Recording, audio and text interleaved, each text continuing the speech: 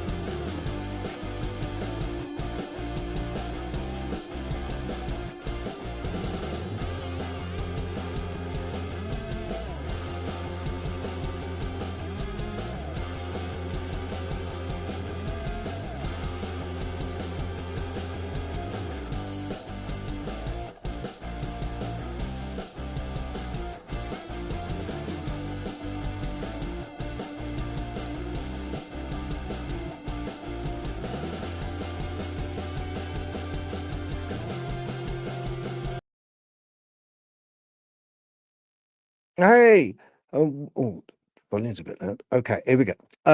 Welcome to Dogman Teepee Hunting. And if you're listening to this, it'll be on the Interdimensional Voyagers podcast. Hope you had a good week. I've had a busy week. Camera's a bit funny. We should have, if anyone's listening on the X platform, we are live on that. So you're more than welcome. Please join in with the chats. It'd be great to have you.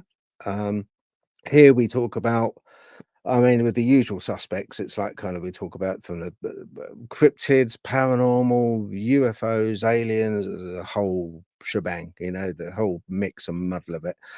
Before I do anything else, I'll see if my co-host is ready, the bald and the brave, Mr. Colin Keelty. Insults. That's all I get. Insults. Yes. Good evening, everybody. Welcome to the Friday Night Files. Hello, Phil. Well, I'm going to have to apologise. Camera seems a bit funny. You're having problems, aren't you, Phil? Mike seems a bit low, but we can't seem to... Gremlins. Yeah, it's been a busy week. I've been absolutely, as you know, I've been stressed out at work, as you always is. But we're here. We are here. Yeah, we are here. And I like to it's start good to be with. here as well. Good to be here. I'm going to have a little look at the comments, Cole. Well, just while I remember, I always like to say, go on, Dawn and Kate. But I've live streamed to my YouTube. If somebody can check that out and make sure it's streaming to my YouTube page, my Facebook page, sorry, I'd really appreciate it. But anyway, we're here. Okay, yeah, that's all right. No, let's have a little look. We have with us. Oh, hello, Dragonborn. Phil, Cole, Roxy. Just going to make a cuppa. Yeah, I'll have coffee, please. Coffee. Yeah, jolly good idea as well. Jolly good idea. We have also yes, Welsh Rebel. Hello, nice to see you again this week. Welcome to the show. We have we've got Kate. Hello, Kate. Kate is a moderator, as Colin said. Thank you, Kate. Thank you also to Dawn as well for the chat moderation. A very big cog in a wheel, actually. You two girls are. All three. Did he? 2, 3. All three of them. There he goes. Sasquatch sister. She is. Yes, hello indeed, madam. Oh yes, here we go. Keith. Hello, Keith. Hope you're doing well. Hey, Keith. Mr. Philip. Just having a little look. Right, yeah. Oh my word. Go on, I what? hope I've done my research. Oh, it's Andy. Hello, Andy. Andy? The one person that can, yeah, make me sweat. Yeah. I'll In a make good you way. sweat. Don't you worry. You wait until we get in them woods. Yeah. He's You'll be running. he is a super canny guy. Right. Did it can't see it, Colin, in your she said can't see it, Colin, in your group. No, it's not in my group. I couldn't get on my group, Phil. For some reason, it won't let it go on, but it will do on my Facebook page, and it says down there it is on my Facebook page. For some reason, I don't know if I set it up right or wrong. Right. Okay. Pass. Yeah. But why I can't get it on the group, Phil, I really don't know. I need your help when you're free, which is very rare. It's showing on Phil's page, but not on your page. Ah. No! No! I'm starting to hate you. I really am. Oh, I think you've fixed it. Do you know what? It's like, God, honestly. I know. Did it? I'm going to have to talk to you a bit longer. I think. Yes. I don't mean to swear. Don't believe it. I really don't believe it. Oh, okay. Oh, good. Yes. Hello, Matt. Thank you for joining, mate. Appreciate that, Mr. Matt Harvey. Mr. Matt, hey, Matt. Yeah. I'm going to see if I can. And see if I can get it on again, Phil. Give me a minute. Are you going off? It says on here I'm live. So what is going on? Why? It's just, I don't know, mate. You know, I don't know. Oh, well, it's a bit strong. That's to the mate. Won't be in a chat for what? Okay, no worries. That's all right. No, take your time. You know. Yeah, no problem. Fully understand if you've got better things to do. You know, sort of. Yeah, I won't be listening to Phil if I could help it. Yeah. Yeah. So yeah. So this is very wise, isn't he? Yeah. So this is where we meet once a week, and we just talk a lot of old bunkum, really. But you know, we don't promise to come up with any answers, do we, about paranormal or cryptids or anything like that. What we do promise to do is put forward a different viewpoint, hopefully. We put forward, if we possibly can, another perspective, another way of looking at the paranormal, cryptids, and everything else which is out there. And you know, if you find it remotely entertaining, then we've done our job. And hit the thumbs up, like, subscribe, hit the thumbs up, as every channel says. But it really does help. The thumbs up really does help, especially on like it just pushes it out there, doesn't it, Cole? Yeah, it does. It does help a lot. It helps. Well, it helps you a lot. Yeah, exactly. Yeah, it does. I need all the help. Well, I Yeah, think you do. Yeah. I think you do at the moment. Look at your face, honestly. Looks like a slapped, what have you. Right, okay, so we have Mr. Larry Luttrell on as well. Good friend of ours. And hey, Larry. Hey, Colin. How'd your week go? Been very busy at work, absolutely mega busy. I think Phil's realised because he kept ringing me and I kept stressing out when I'm on the phone. So, apart from that, it's weekend, 2 days off. I sent Phil a message about if you guys ever need a hand, just yell. Yeah, that's appreciated. Thank you, Larry. Really research or whatever. Yeah. No, I appreciate that. Thank you, mate. You know, that's you know, kind of like very welcome, you know. It is very welcome. Did you get one of them boxes like I've got? Yeah. Ding. No, I beatbox. I'm practicing doing some beatboxing with my voice. Youth. Yeah, I like ventriloquist. I can do it without. Should I do it again? Hold on. Wait a minute, I'll do it again. So ready? That was you in the woods then, was it? How about that? Right? See? Do you want me honest? I can't give me my honest answer, Phil, because we're not allowed to swear.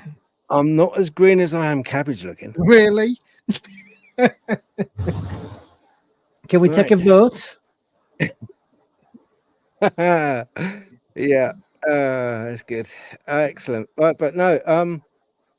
Okay, so you've got a guest, haven't you? I Carl? have got a guest. Yeah, fantastic guest. Really knows his cryptid. Young lad, up and coming. Okay. Right. Met him a couple of times. Brilliant, absolutely brilliant. Does the footwork? He's out there, you know. Excellent. So, Okay. yeah, Well, yeah. we shall bring him on then. Here we go. Okay, where is he? Harlem. Hello. Good Yeah, evening, everyone. He's not welcome. coming Good on man. evening. I have not got him on man, Phil. Oh, you do this every week, Cole. I know. It's this PC. I'm telling you, I'm getting rid of it. This is why it's all fogging up.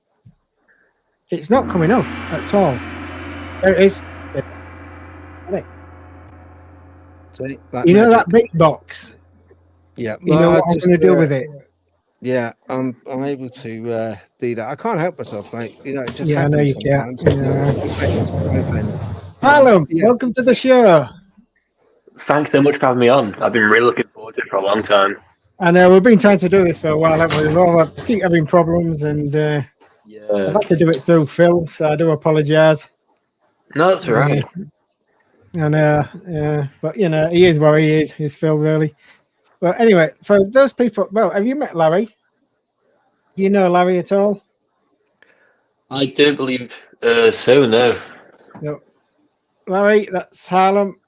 Harlem, that's Larry, US guy. Nice to meet you, Harlem. Nice to meet you too. Anyway, for those people who don't know you, Harlem, can you give us a bit of a bio on what you do? Yeah, sure. Please. So, I'm an 18-year-old cryptid researcher, boots on ground investigator. Currently, my main focus is that of the possibility of there being big cats in the UK countryside, specifically in the counties of Cumbria, Lancashire, and Yorkshire. But I do as well research other folklore, cryptid-related stuff around Britain, such as woodwose, which is obviously our equivalent to, I guess, Sasquatch or Bigfoot. And then all sorts of other weird and wacky stuff that supposedly gets seen all across England. Yeah, and you're part of the WIT team, aren't you? With Mick McLaren? I am, yes. Often collaborating with the Winner Hill team, yeah. Yeah, great team. Absolutely fantastic team. Harlem, 18 years old. You can't remember that far back, can you, Phil? I was going to say, I've got underpants older than you. Here, Harlem. I was gonna say, how did you get into this? What was the genesis moment when you kind of like thought, yes, cryptids? Yeah, well, I grew up with mostly American shows such as Monster Quest and Finding Bigfoot, some of the more tame stuff, I suppose. And I guess from there, I kind of started looking into stuff myself, going to the library, looking for books on British folklore, on monsters that supposedly lurk the Isle. And then I started going out to my local woodlands, seeing what I could find, deer prints, badger, fox, whatever. And then I started my channel, which I originally had, which is called I Talk Cryptids, but it was taken down by YouTube, which is why I've now started another channel. But through this journey, I've been to so many hotspots across the UK that are notoriously known, such as Cannock Chase, Bempton Cliffs, Danes Dyke, and I'm just expanding on my research, going to these locations. Okay. Yeah. Right. All right. right. It was good, didn't I? Yeah. Yeah. Have you? I mean, there's no pressure here. You know, there's no pressure because it's like kind of, you know, no one knows it all. You know, it's all out there. Any theory is all out there. But what the hell are they, Harlem? Come on, tell us. Well, I think it really varies on what part of the phenomenon you're talking about. So if you talk about something such as the British Bigfoot, then I personally don't believe there's enough land to support a population of large hominids, which is I personally believe they are either paranormal or possibly even interdimensional. I know a lot of people even frame the word extraterrestrial as well, which I don't personally agree with that theory. But supernatural and the realms of that, I think. But again, you've got stuff like big cats, which are very clearly blood and flesh, being released back when the Dangerous Wild Animals Act was put through court. So it depends on what part you talk about, I guess. It's not like you can't put one dome over everything. So true. No, that's it. Yeah. Exactly. True, So true. um Let's get that. if I was gonna show you something, let's have a look. Let's get it back. I did show you this before. What is this?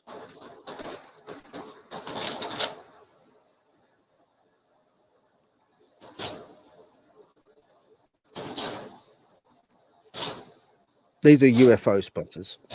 But look, bottom right hand side, bottom right hand on the horizon. Look at that. It's so quick. Very quick. But wait until he slows it down. When you enhanced it, we got a tail.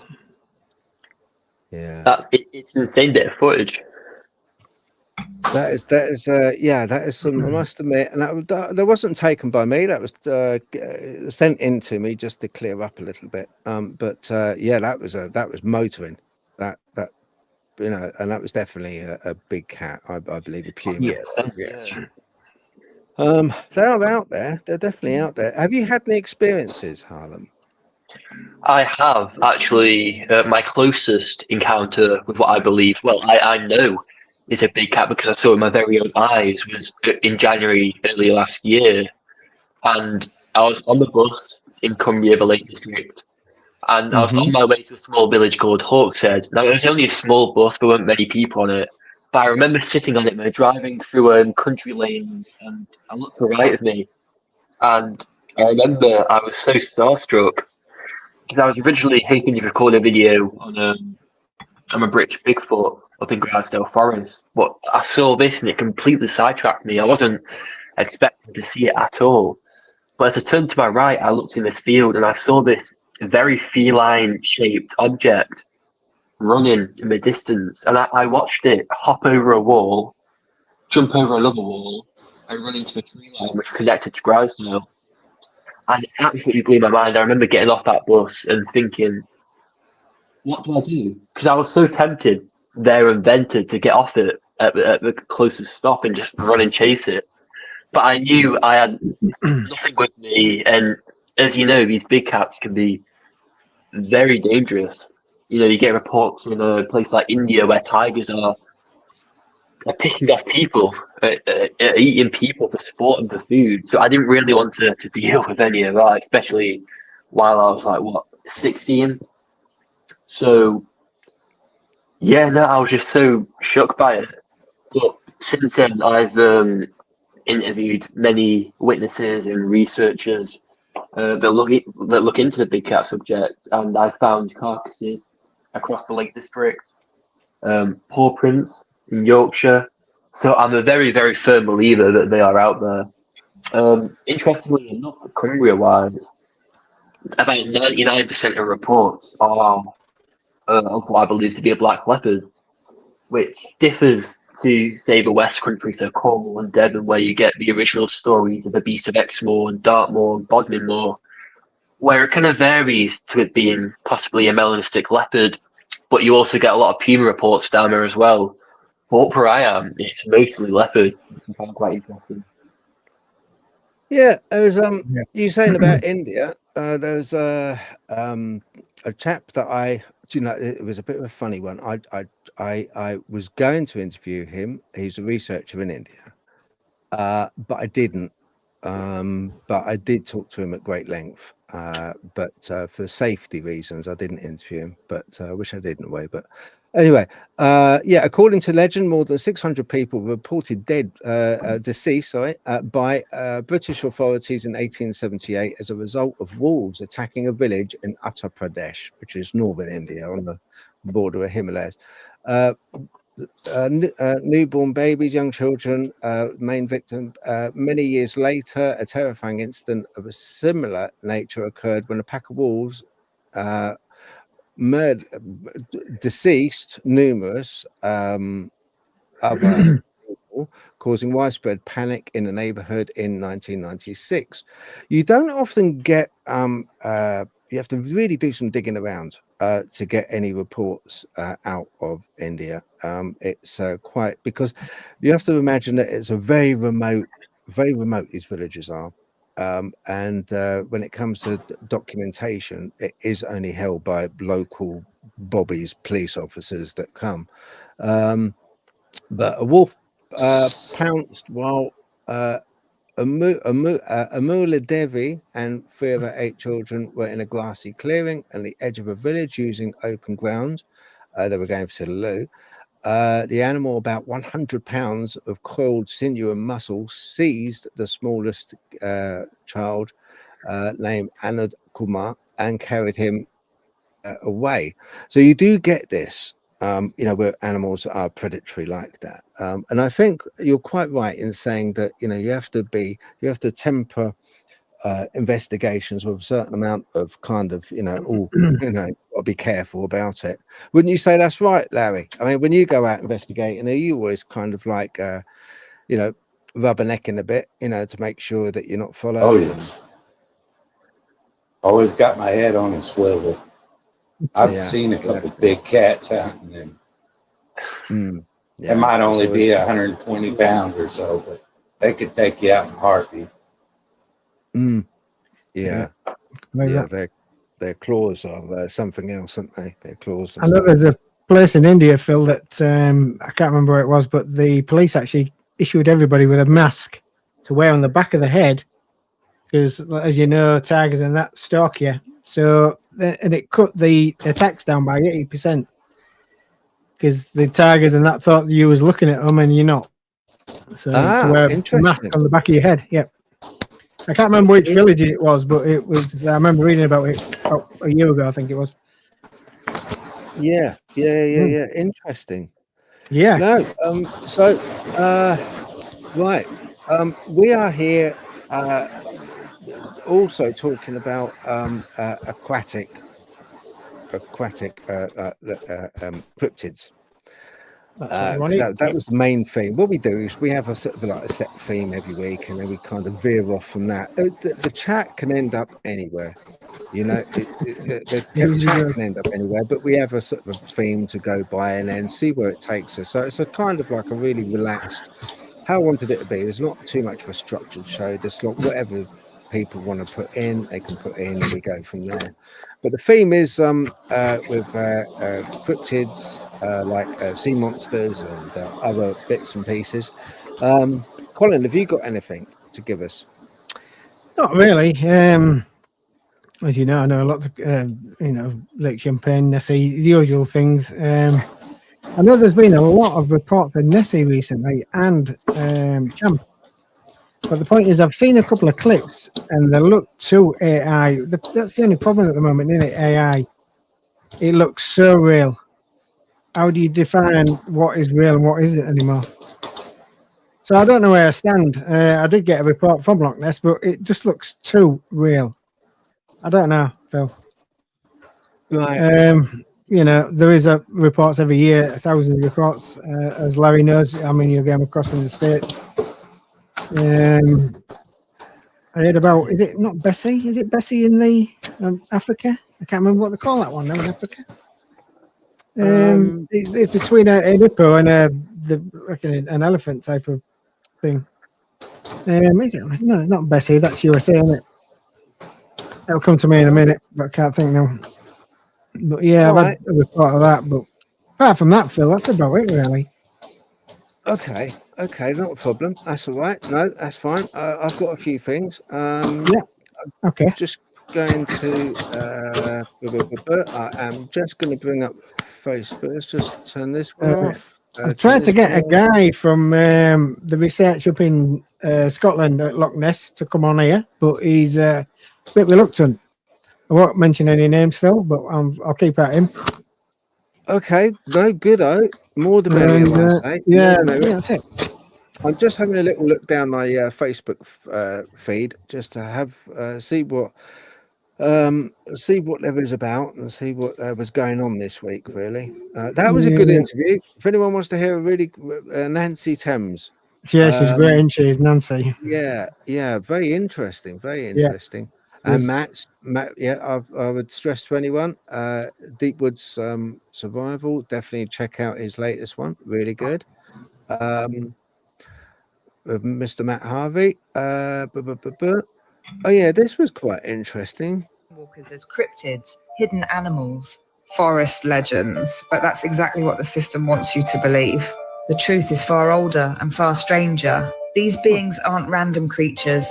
They are fragments of bloodlines that survived resets, guardians that never fully integrated into the rewritten story of humanity. Sasquatch or the forest people are ancient. They've been here since before the last great flood. They carry a frequency closer to source, living outside the artificial systems that cage us. And that's why they're always just out of reach, slipping between dimensions, because they don't belong to this manipulated grid the way we do. Dogman, Goatman, Skinwalkers, they're different. Some are hybrid experiments, bloodlines spliced by those who tampered with creation. Others are echoes, entities caught between flesh and shadow, wearing skins that were never meant to be theirs.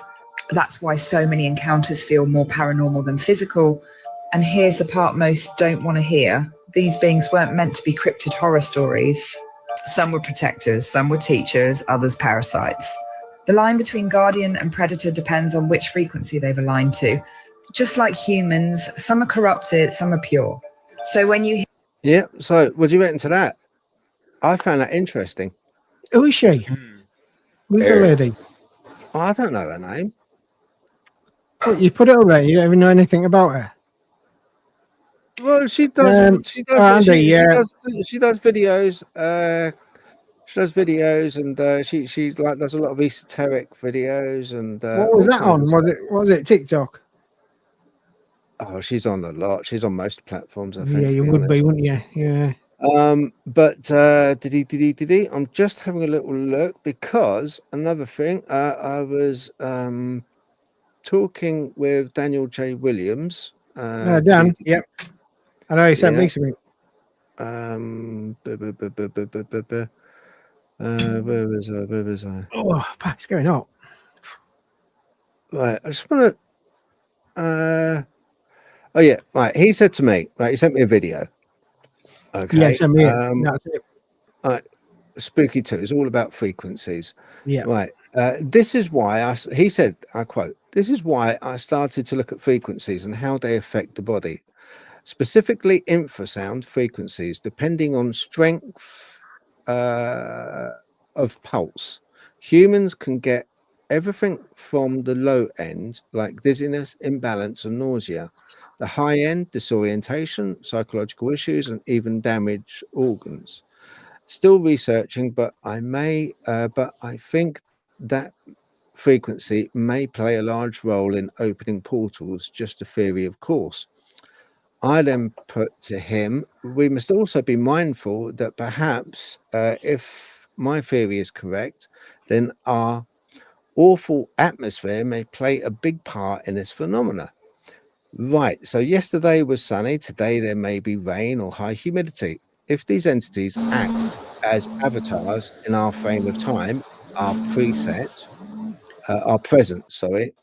then perhaps the feeling we have of fear and the spectrum is very wide in respect of types the entities seem to exude. So basically, like, the feeling of fear that they exude and the infrasound, people saying infrasound, I've experienced it myself. I know a lot of people have, but it's is that speaker on? Oh no, it's not. But I think a lot of it has to do with the medium they're in. Like, our atmosphere doesn't help matters. I think it may just be a byproduct of our atmosphere that we're getting these feelings from them. It could well be. Our one is unique in being diverse and changeable. Only the ocean has more stable parameters. Demons, Dogman, ghosts, jinn, Bigfoot all seem to have this commonality that points to a single origin, just a theory. I said I'll highlight it on a discussion tonight, so I did. But what do you guys think from the point of view of with the fear that they exude, and they kind of is it infrasound? Alan. Anyone? I mean, there's been, and I can imagine it's the same for all of you, when you go to a place where you've heard reports, and you sometimes get that weird, kind of cold, eerie feeling that you're being watched. There's a possibility that that's got something to do with it, whether it's, the cryptid or whatever it is, putting like an imprint on you to make you feel that certain way. Do you feel they're picking on that as a weakness or some form of energy? Yeah, I think they do. Yeah, go on. Sorry, it's Larry. I think they have a way of instilling fear in people. Like a lot of people. Yeah, I do actually. Yeah, before you their do as well, encounter, they have an uneasy feeling or just an overwhelming sense of dread. I usually get that on a Friday night. Yeah. Or Monday morning. Yeah. Strange, it's every Friday. Yeah. I can quite well understand that. Yeah, I mean, when I've been on paranormal, totally different to cryptid. When I've been out on paranormal investigations, and a lot of times I go out on my own. Even if I'm with a group, I still go off drifting out on my own. But I get that feeling very often. It's like almost a it's a gut feeling that you're being watched. Is that what you're getting at, Harlem? Yeah. Yeah, there is a word for that. It's one of my favorite words, scopacepia. It's that feeling that we know we're being watched. And how did I know you was going to come up with that? Yeah, that's it. It's one of my favorites. But it is a thing. It is a thing. It is. You're right. It is. No, we all get it. We've all had it. Yeah, we've all had it. Yeah, and every day people have that feeling. Like it might be just walking down the street to the local pub, and you just kind of, as you're walking down the lane, you think, God, there's someone looking, and then you. Funny enough, you do tend to when you turn your head, you make eye contact with that person that was looking at you. Andy Penn says, need to be careful here. Acoustic frequency 20 hertz, infrasound, whereas electromagnetic frequencies 30 to 300 megahertz can heat tissue. Yes, yes, indeed. I think I've got some frequencies in here somewhere. I don't. Yeah, yes, they're downstairs. So hang on, we've got on the comments. Who else have we got? We got Walk by Faith, Not by Sight. Hello, Phil and everybody. Hello. Yes. Hello. Yes. I did have some frequencies, Phil, but I bet they're downstairs. Okay, no problem. That's all right. Yeah. That's okay. Well, I'll tell you what I'm going to do. Let me just get the audio. I did have some audio. I thought there was here with me. My fault. That's fine. That's fine. Let me just. I did have some audio. I'll get that up in just one tickety boo.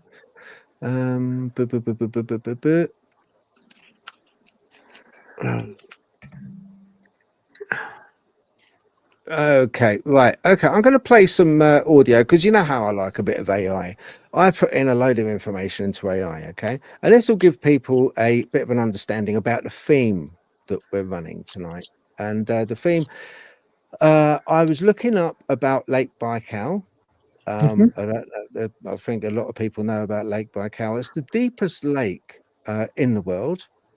It's only second to the Mariana Trench. It's also that very special place where there was a Russian report of divers that were on maneuvers, I believe, and there was scuba diving. Yeah, and they came across these very strange entities, humanoid entities in the water. They fired upon them, and the entities then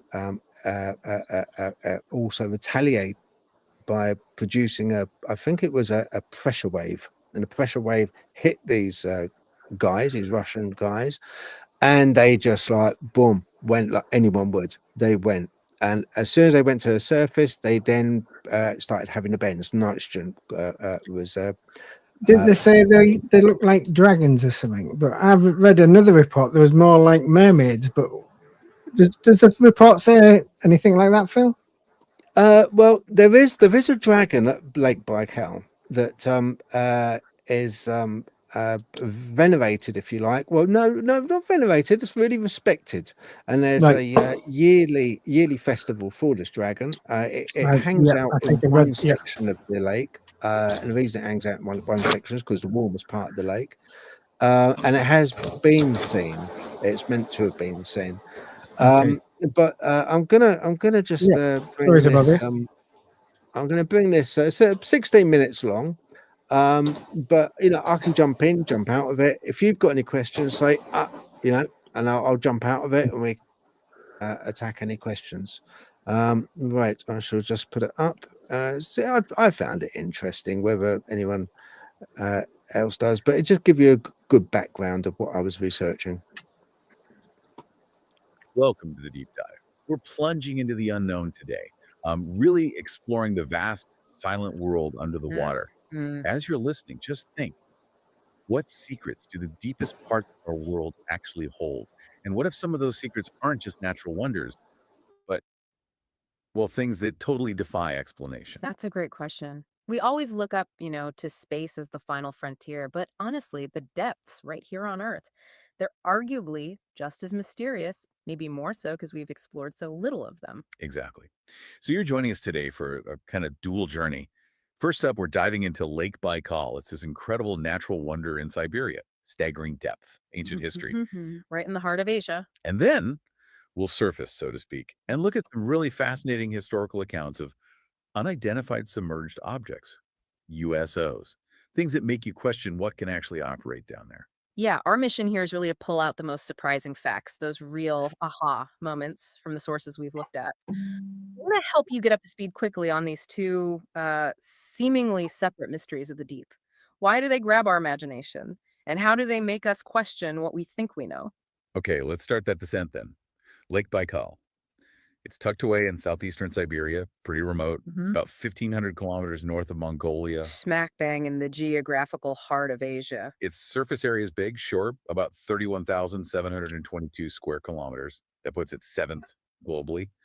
But honestly, that number, it doesn't tell the real story. Not at all, because when you talk volume and depth, Baikal is just dominant. It holds 23,615 cubic kilometers of water. Which is just a number until you realize. It's 20%. 20% of all the world's fresh, unfrozen surface water. That's more water than all the North American Great Lakes put together. It's mind-blowing. And the depth. Oh, the depth. Average depth is 744 meters. Think about the Burj Khalifa. It's almost that tall, but going down. But the deepest point, 1,642 meters. That's 5,387 feet. It makes it one of the deepest bodies of water anywhere on the planet. Okay, give us some more context for that kind of depth. Right. So it's deeper than the entire Baltic Sea, deeper than the Red Sea, the North Sea, the Andaman Sea. The whole? And its deepest point is still deeper than the average depth of the Arctic Ocean, the Black Sea, the Mediterranean. Picture this. Stack 5.5 Eiffel Towers. They'd vanish completely under the surface of Baikal. Okay, that paints a picture. But there's even more below the water, right? That's not the actual bottom of the feature. Exactly. That's just the water. Below that water lies another 7 kilometers. That's like 4.3 miles of sediment. Yeah. It's just mud and silt built up over millions of years. So the actual rock bottom, the floor of the rift, it's somewhere between 8 and 11 kilometers below the surface. 11 kilometers. Yeah.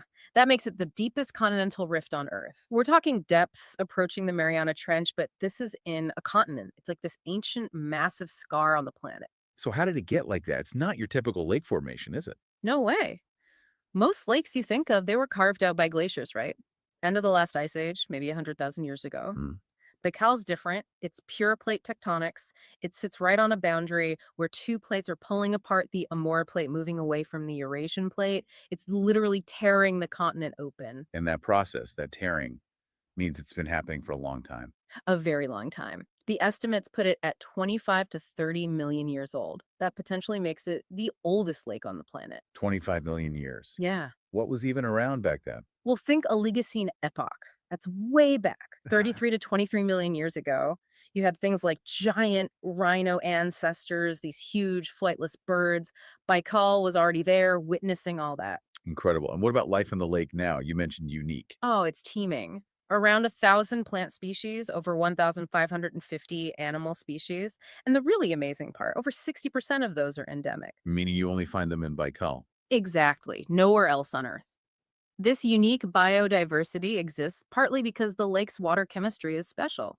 Unlike most deep lakes where the bottom layers lose oxygen, Baikal's waters are well mixed, oxygenated all the way down. It's ideal for life, even in the extreme depths. And it's famously clear, right? Incredibly clear, pristine. There are photos taken from space where you can literally see the lake bed hundreds of meters down. It's that pure. But even this ancient giant isn't safe from us, I suppose. Unfortunately, no. Recent decades have brought threats like overfishing and pollution. It's a huge concern. Are steps being taken? Yeah, thankfully. The Russian government has implemented measures and it was declared a UNESCO World Heritage Site back in 1996. There's a push to protect it. So for you listening, Baikal isn't just some remote giant lake. It's like a living laboratory, right? Absolutely. Scientists study its sediment layers to understand millions of years of climate history. It holds so many secrets about our planet's past. Preserving it is, well, it's crucial. Okay, so we have this natural marvel, deepest, oldest, unique life. But places like this often attract stories, legends. They absolutely do. And Baikal's no exception. Local folklore talks about a water dragon in one of the bays, Morsi Bay, said it would sometimes take fishermen down to an underwater kingdom. Wow. Did people try to appease it? Oh, yeah. Historically, locals would offer things like furs, jewelry, even food, to keep it happy. Standard folklore stuff, maybe? But then things get a bit stranger. Yeah, this is where it starts to get really interesting. In the late 1980s, Soviet scientists were doing surveys using sonar, echolocation to map the bottom. And they reportedly tracked a moving object, something over 30 meters long. 30 meters. Moving.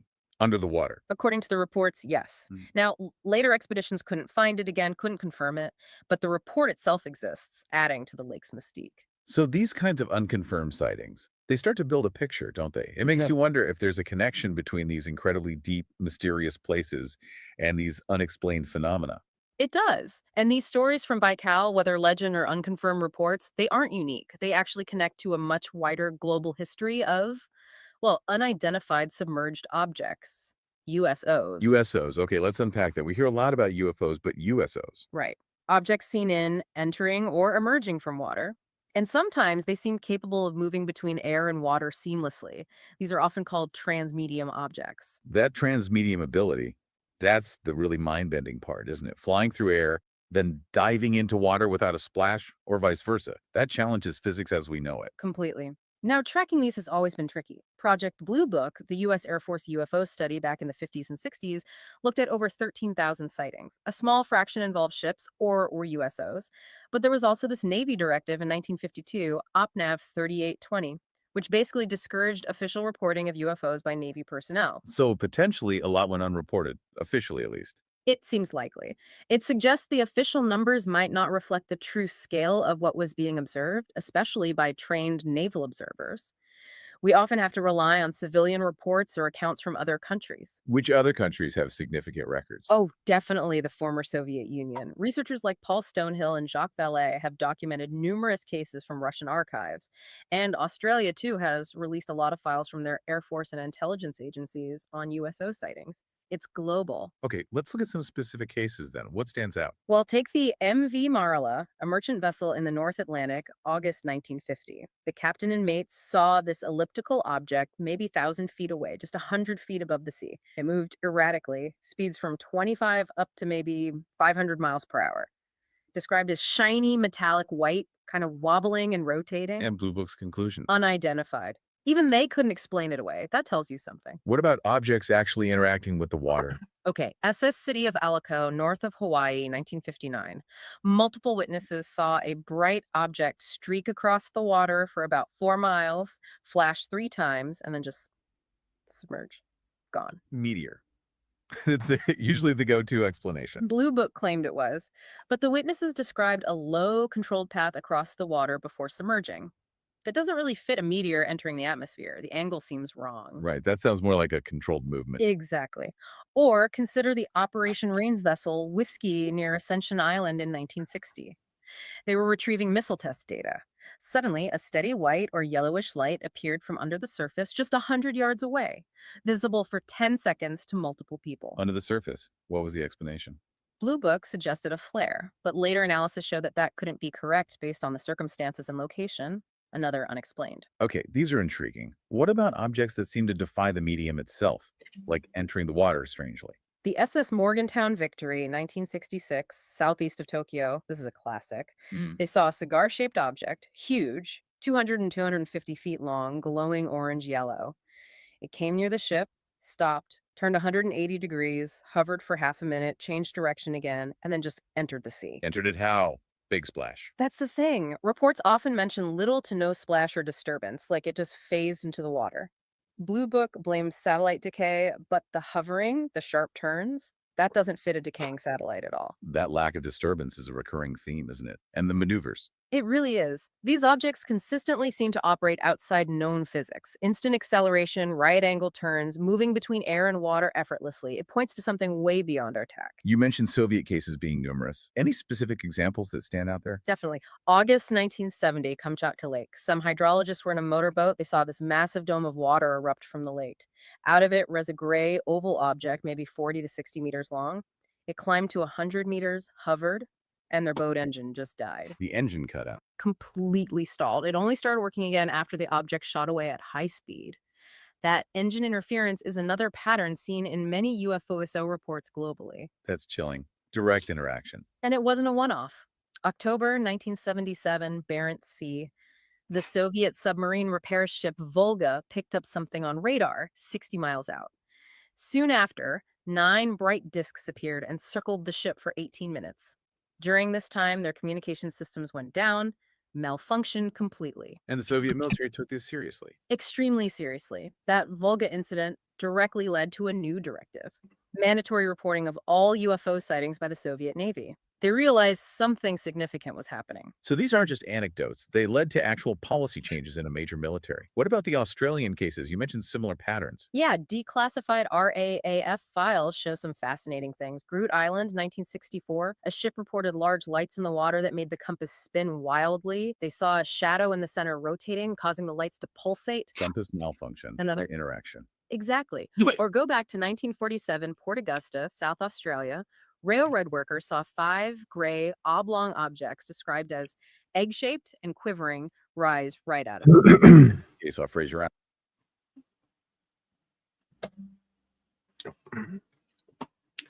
Interesting. Yes, it is very interesting. I must admit.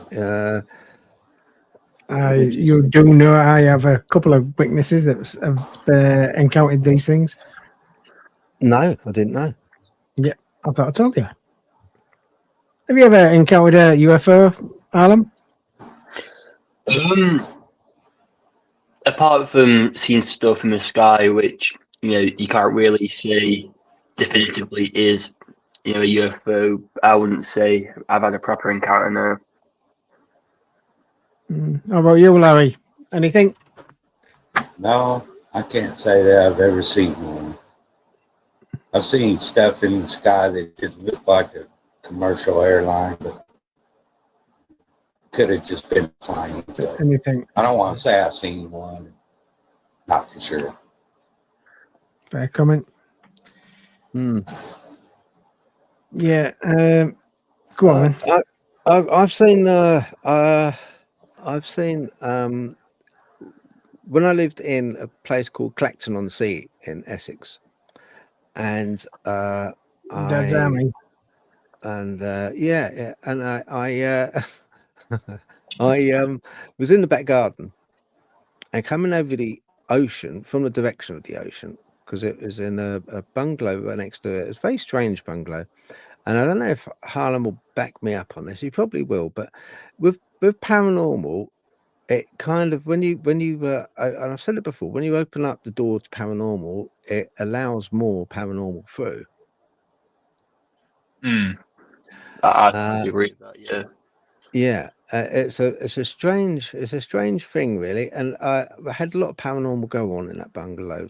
Footsteps in the loft, nobody there. It was a partially boarded, but fully boarded loft, but there was nothing up there. It was like they boarded it ready to be a room, but they never quite finished it. You'd often hear like heavy footsteps, and then lighter, as if it was a child running as well, and then heavy footsteps. The loft hatch used to have to be pushed up and then click, and then it would come down, and then you have to duck and swerve so the loft ladder wouldn't hit you in the mouth, which I kind of got wrong quite a few times. But I was in the garden, and I was with my mum, and we were just like kind of, the usual, mum son thing. She was chugging on a bottle of whiskey, and and I was just like shooting the breeze, and we looked up and we saw like this.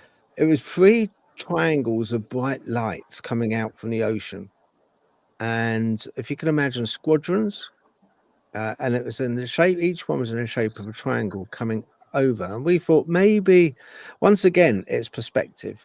There was nothing to give it perspective. It was lights in the sky, but they were moving. It wasn't just the case that there was clouds going by, because sometimes it's a bit like being in a perspective is like being in a car wash. You can be in a car. I remember being quite confused when I was a kid, thinking the car was moving when it actually isn't. I was quite a bit younger then, and I got quite worried about it. Because I thought, oh my God, the handbrake's not on, the car's moving. I was 18 at the time, but it was all okay. I got all calmed down. So, but the lights were definitely moving across, and a lot of really strange stuff also happened in the bungalow. And I tend to think that, with these things, it's all part and parcel of the same origin. I do remember being in Lakenheath when I lived at Lakenheath Base. I lived off base, but I worked on the base. And one night I was in a shed and in the garden, and as I came out, I used to smoke fags back in the day. As I came out and looked in the garden, I saw this large black triangle. It looked to be about no more than 150 feet up, 200 feet up, really low. And it went straight over. And straight over my head, straight over the garden, and across what was called a warren in towards the base. And then I saw 2, at the time, F-15 fighter jets following. And I thought, my God, what is that? It wasn't until I went on base and I spoke to somebody there, and I told them, and they said that would be the stealth. That would be the stealth bomber. It was so silent, very, very, very silent, because the exhaust is distributed along the wings, so it doesn't have one single exhaust, outlet to cut down noise. But yeah, that was quite a thing to see at the time. What do we think about things like mermaids? Yeah, I think they exist. Open to it.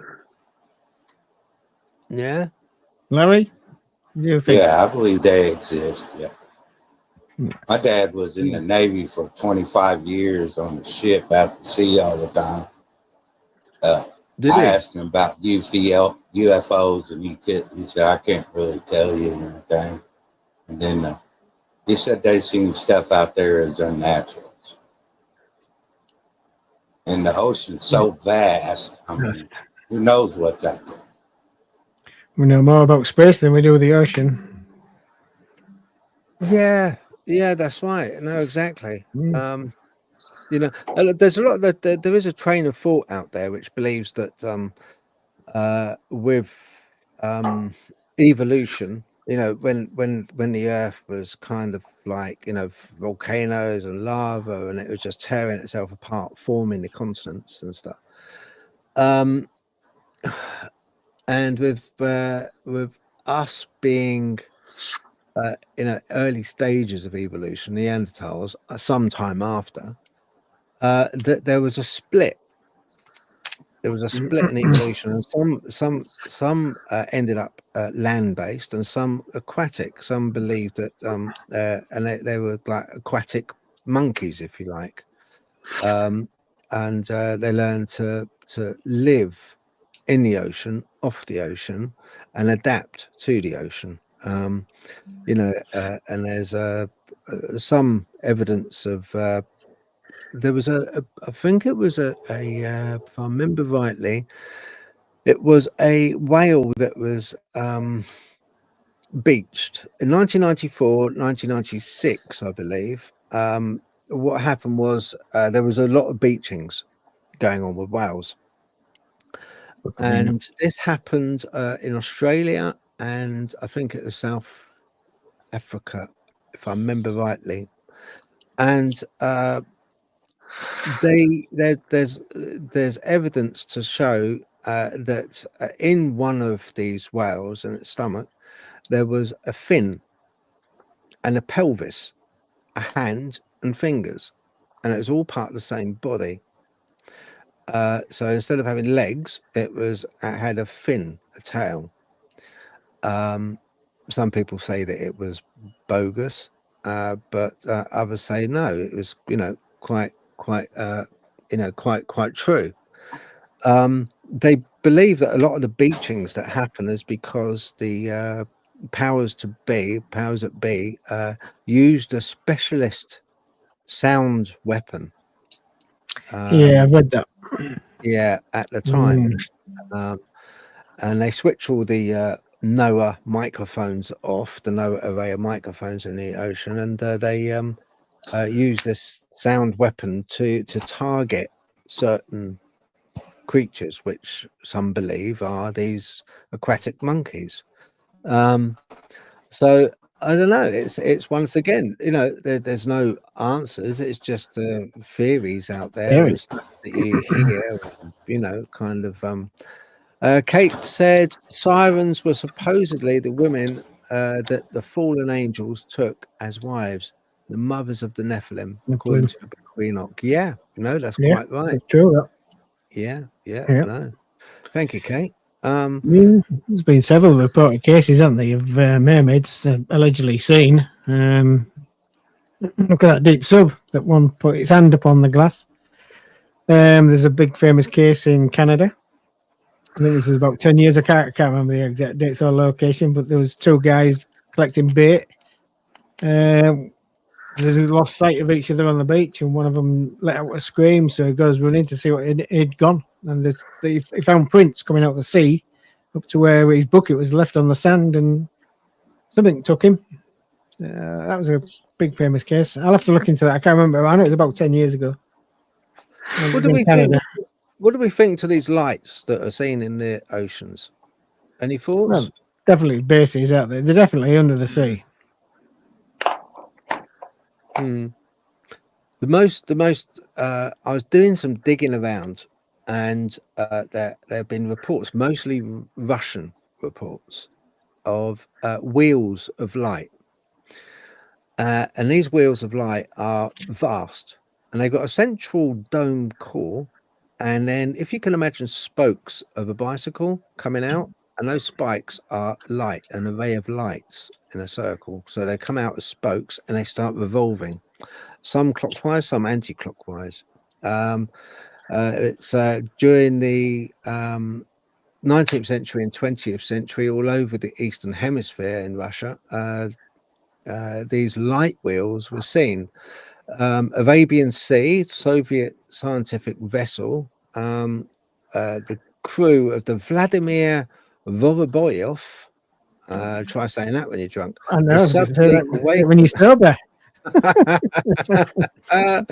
Yeah, was suddenly awakened by a sense of fear. Once again, this sense of fear comes in, doesn't it? Sixth sense. Yeah. Devices on board were showing this thing to be at a depth of 20 meters, very large object, and it was rotating in an anti-clockwise direction, and saw 8 rays of light. Yes, the length of each ray of light was over 200 meters. almost looking like beams of a lighthouse, all 8 connected to a single domed white light in the middle, and the whole thing was rotating. The whole spectacle lasted more than half an hour, and then it broke apart in several pieces and disappeared. Yeah. Andy Penn says Christopher Columbus in 1493 claimed to see 3 mermaids near Haiti. Yes, he did. Yep. Yes. Christopher Columbus also on a trip, if I remember rightly, saw a USO. USO. It was in a shape of basically like a tic-tac shape come out of the ocean. I think he saw a Dogman as well, didn't he? Didn't he report a Dogman? Yeah. Did he? I'm sure he did. Yeah, I'm sure I read that years ago. It seems to ring a bell. I'm sure it was Christopher Columbus. Couldn't even say them. Just going back on the UFO bit, I've had a couple of reports. I've told you about one of them. There was a guy, which I can't say. I did pass it on to another researcher that we all know. But I went to see him, and he lived up near Scarborough. I can't say where, but luckily he had a fantastic house, and it looked over the bay of Scarborough. Looks into the water, and he says he sees these things on a regular basis. Now, one night, he says he was watching one come out the water, come out not far from him. He says it must be about maybe 200 feet off where he lived, where his house was. Hovered there, he says, for maybe about 2 minutes and gone. Next day, he got up and all his plants were dead. So, you know, what's it admitting? I just to go back, I stand corrected. Christopher Columbus, it wasn't a tic-tac shape. I got that confused. It was, he said, I think the account said it was like a candle bobbing up and down from the water, just to clarify that. It's the cylinder shape. Yeah, still cylinder shape, but it's more like a candle bobbing up and down. Yeah, okay. Harlem, what's your scariest encounter? Well, I was wanting to talk about it before when we were talking about the Loch Ness Monster. I know Kate put a comment talking about Aleister Crowley. It's actually to do with when I was 9, me and my family went up to camp by Loch Ness for a few nights. And my dad was really into all the occult stuff. So one night, it was around 10 o'clock, we went to the graveyard by the house, which Aleister Crowley owned. And I remember we got there, and it was dark, and there was a slight mist on the floor. And 9-year-old me was absolutely mortified. I did not want to be here. I wanted to go to Vanessa. But we were walking in this graveyard in the ground, and there was this, I'm not sure what you'd call it. It was like a stone hut, I guess, and the window, the open window to it. And through this window, there were steps going down, and either side of the steps there's pentagrams, all literally going all the way down, which people must have made.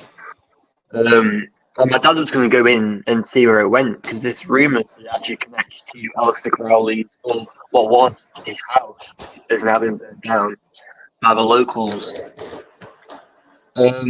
But before he could fully go in there, he said that he saw what looked like a shadow walking up the stairs, almost like that scene in Nosferatu, where you see Count Orlok walking up the stairs, the shadow of him.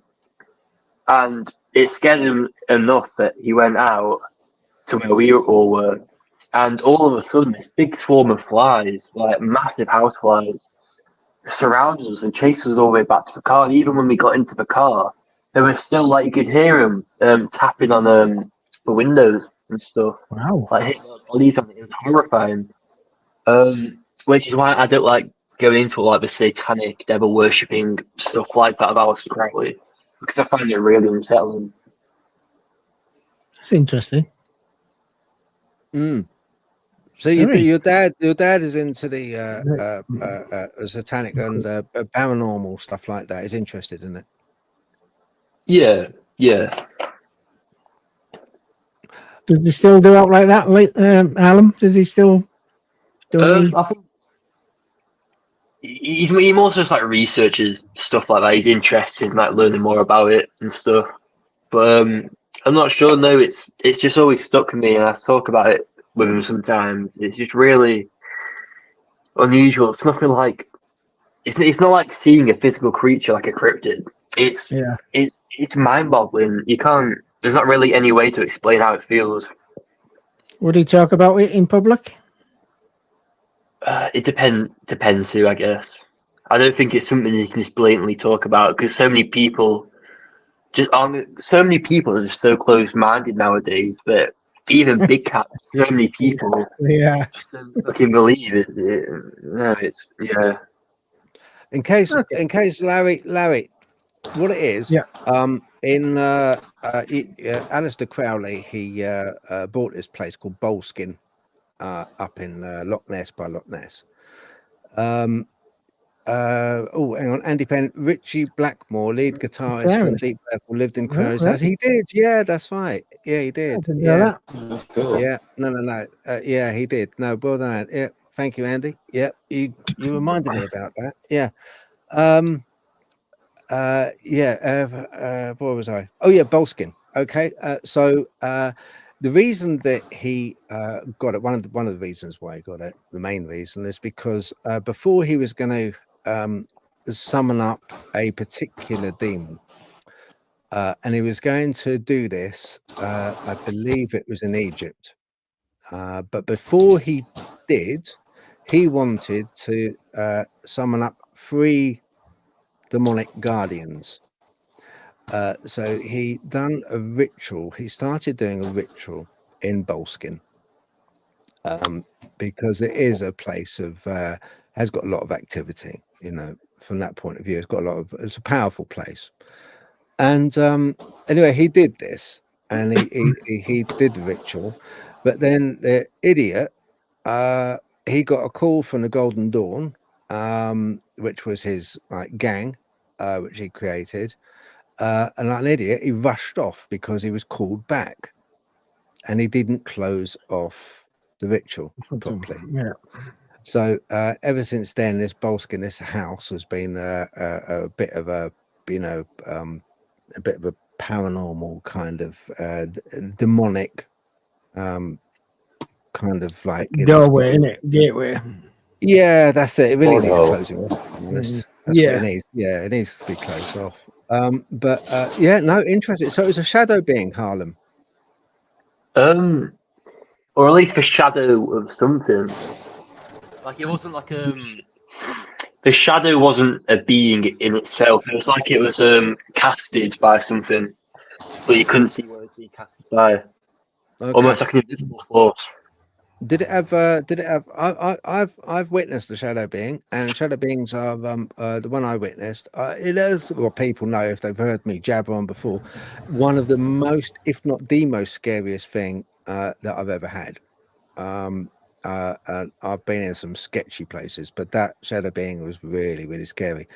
My one had a arms and legs, and it had a hat as well. Did your one have a hat? Did you see?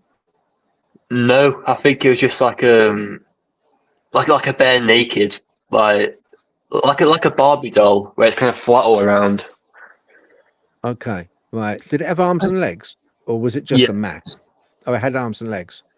I think you should go up there, Phil, and do some investigations. I would love to. I would like you to as well. I'm sure you would.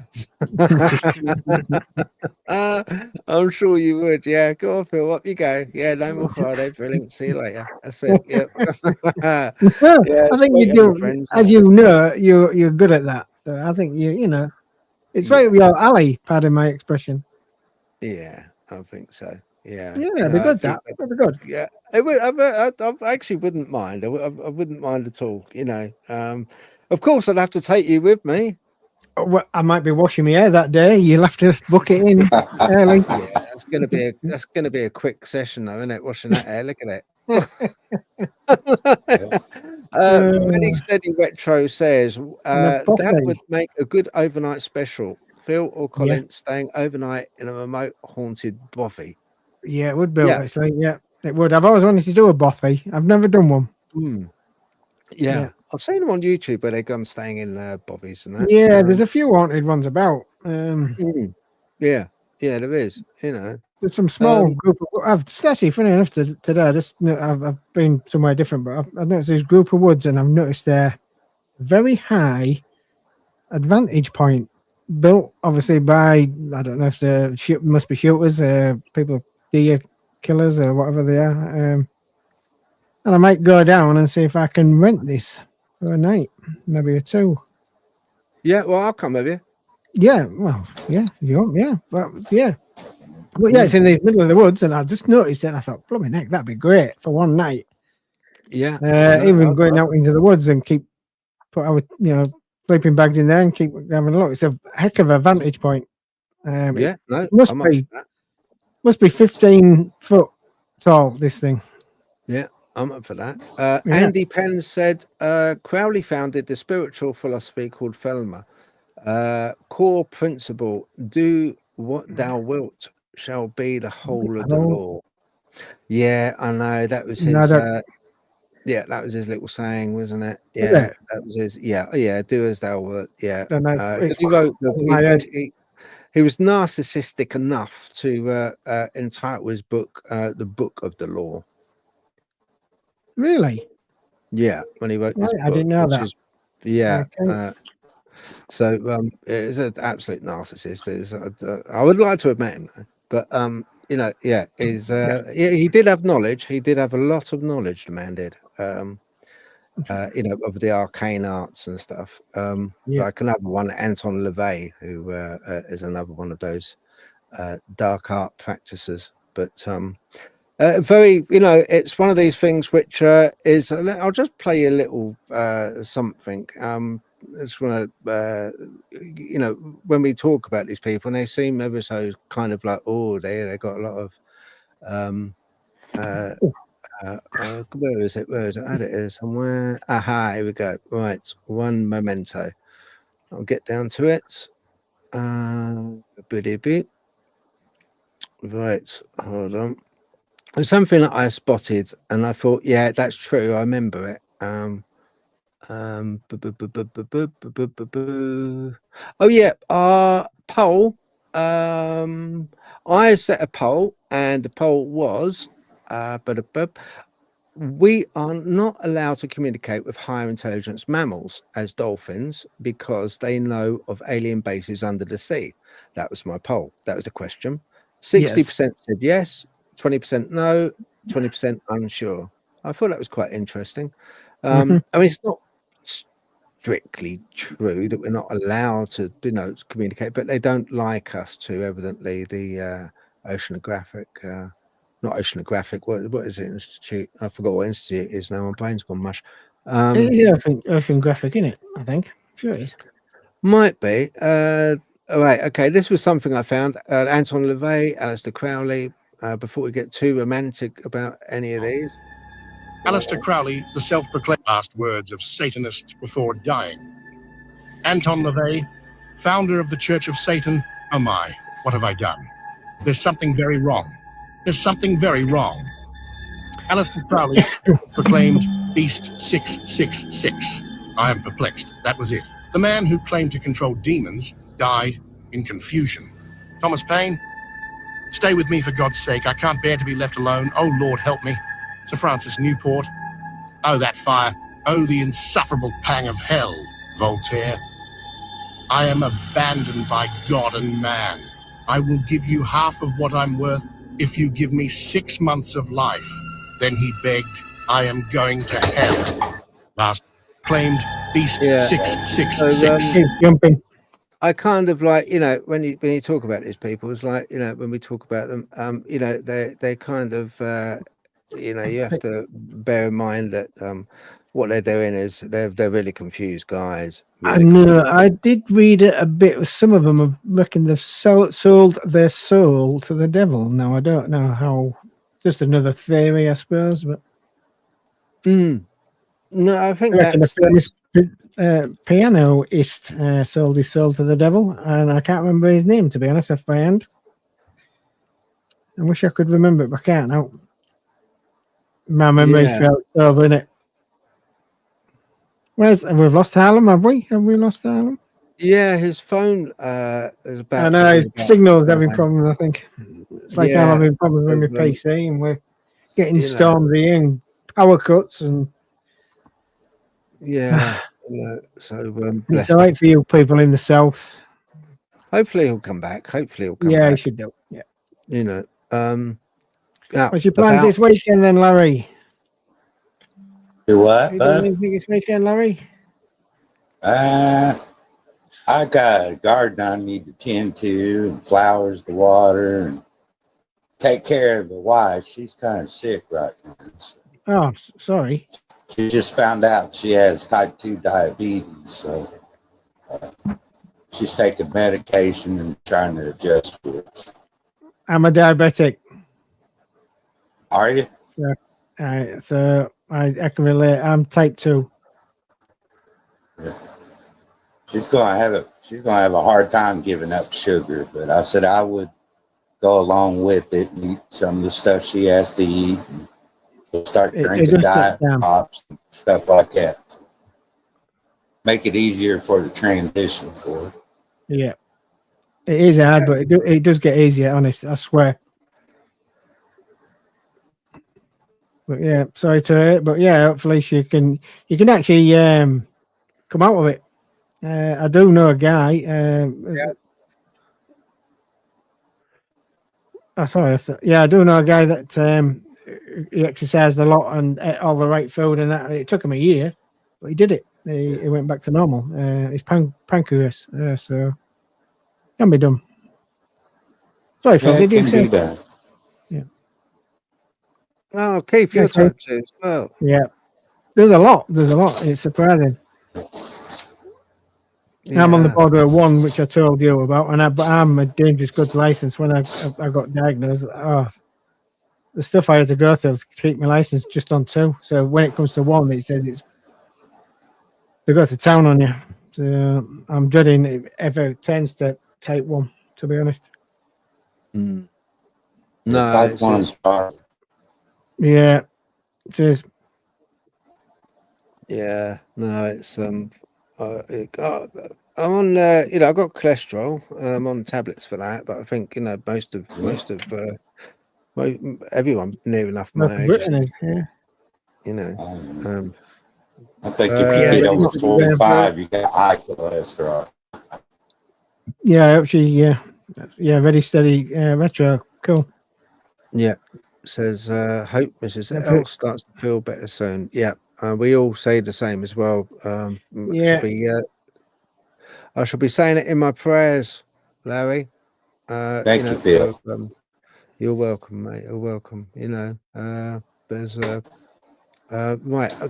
What I'm going to do, I'm going to just play a very interesting little excerpt of a video interview that I done with a guy that's been on here before called Wade. He's from the Blackfoot tribe. He's the elder. And I interviewed him about has anyone heard of the Lovelock monster? Giants. Yeah. Yeah. So what it is, it's a cryptid. It's like a large. It looks like a large frog, but it's got scales down its spine. And it got tusks as well, I believe. Yeah. Well, I've read a version that has tusks. Might have. It's got red eyes, and anyway, I interviewed him about this. And just a little excerpt. I'll play it for you. I'll just get the screen a bit wider. There we go. Right. I'm here for the Blackfeet to share with the world about our 9 different species of dinosaurs that we discovered here and so on. Damn. Oh, I'll tell you what. Yeah, I'll tell you what. You shoot off, and I'll talk to her. Sounds going to be funny. Tell me something. You were talking about you seeing and Ryan was saying monsters, like we have Loch Ness monster. You said that there's a lake, and you kind of like you teased it that you saw a monster in a lake, or what you thought was a monster in a lake. Not a monster. Not a monster. I don't call it a monster. I call it a dinosaur creature because it was a giant frog. Like all the frogs that exist in right now that you know about. Africa or anywhere else, all the frogs, anywhere. Yeah. That you know about. Bullfrogs, whatever. Yeah. This thing was bigger than them. You see that white dog right there? It was about 4 times the size of that. It's in the place I was born in. Matt, shut up. A place I was born. You can come here. I'll show you where it's at, and I'll show you right where I saw the creature twice, 2 times.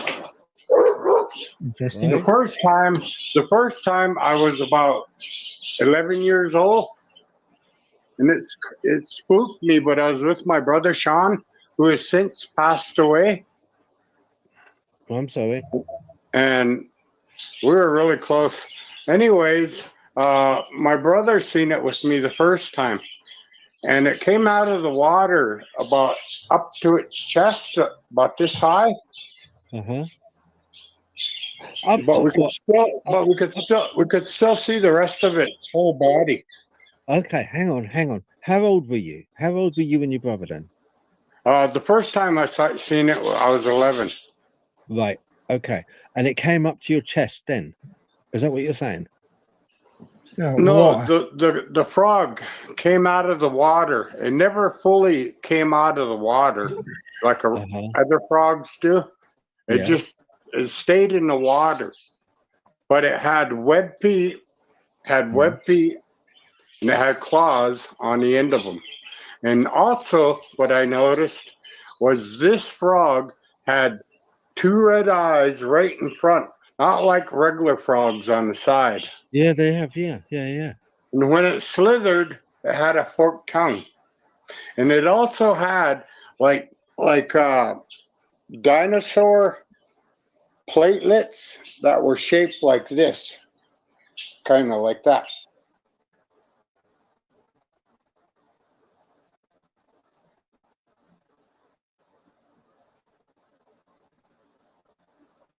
Hello. That is. Yeah. That's a famous drawing. Yeah. So it sounds an awful lot like the original. It's still playing. No, Harlem. No. Yeah. So similar in books and stuff. That's quite a thing. And he saw it twice. Once when he was younger with his brother, and then when he went back to this lake and he was older, he saw it again. But it's got some interesting, like I said, he picked up on the red eyes, which is really interesting, and the scales as well down the back.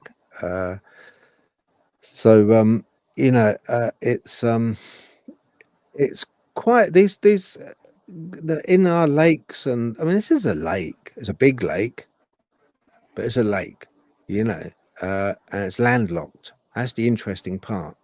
Because it's landlocked, it kind of it would have had to have bred there or originated there, or the only other option put there. Yeah, put there. Yeah, exactly. I did read something years, it was just a theory, I think it was. I can't remember who wrote it now. Apparently, there was some military involvement, breeding program going on, and it got away and it got in the lake, and there you go. So I don't know, it's all speculation in it with everything. Yeah. Andy's put up sighted car. Red-haired cannibalistic giants, local tribes trapped them in a cave and burned, ending the reign of fear. Lovelock Cave giants. Yeah. Have you heard about that one, Larry? Oh, yeah. Yeah, the tribes trapped them in the cave and burned them up. They were raiding their villages and taking children and women and eating them. Right. Yeah, it's supposed to be the same type of giants that's in Afghanistan. The red-headed giant in Kandahar, if you've read about that. Yeah. Oh, yeah. Yeah. The Kandahar giant. Yeah, that is really quite something, that red-haired giant. Yeah, it's astonishing, that story. Yeah, because it was taken away. A helicopter came in, didn't it? A Huey came in, and all the soldiers involved had to sign a waiver where they would not discuss it or talk about it. Because if you do, you're going to lose your rank, you're going to lose your pay, you're going to be discharged from the service. That's the deal that was made. You talk about it, if you don't, you'll be okay. Yeah. Do you know, it's funny. One place I find almost impossible to try and get any information from. Oops, sorry, excuse me. Well, one place I find near enough impossible to try and get any kind of information from is around Afghanistan. Yeah. It's all military lockdown, isn't it? That's why. Yeah, it is just near nigh impossible, and yet they have a terrain. It's a country unlike any other country in the world. From its mountains to its cave system, mountains, stuff could I never be seen. I remember listening to other people might remember this. I remember listening to a podcast once. I really can't remember the show. If I do remember it, I'll put it in a description. It will come to me. Just give me a bit of patience, and I'll put it in the description. But you might remember this story, and the story goes like this: there was during the conflict in Afghanistan, there was a small group of military personnel, one general and an interpreter, two plain military security personnel, and they went to this village in Afghanistan, which they knew was a hotbed of rebel activity, and they sat down with the chieftain, and they were talking to a chieftain. The interpreter came with this story. He was the one that told this story. Anyway, the chieftain, they said to the chieftain, look, we know you're getting ammunition and guns, which are killing our troops. We just need to know, where you're getting them from.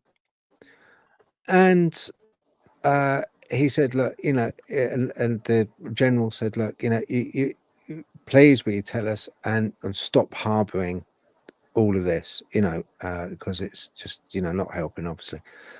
And the chieftain turned around and he said, you have to go soon, to the interpreter. And the interpreter's like, why? He said, well, the big men, the big men will come. Interpreters said, and this is unbeknown to the general. What do you mean the big men? What are we talking about? What do you mean the big chieftains? We're talking about the rebels, the big men. He said, no. He said they're the least of your worry. You came here in a fruitless, absolutely fruitless. He said, no, what you should be worried about is the big men. He said, well, describe them. What do they look like? He said they're about 15 to 20 feet tall. Ginger-headed, weren't they? I think. Yeah, huge, red hair, very angry. He said if they know that you are here, they'll be very angry. You ought to go, leave. So the interpreter turns around to the general and he said,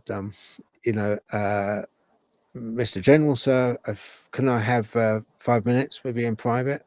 And he did. He told the general. The general just thought, what the hell? No, it's a load of it's folklore to scare us. He said, that's rubbish, absolute rubbish.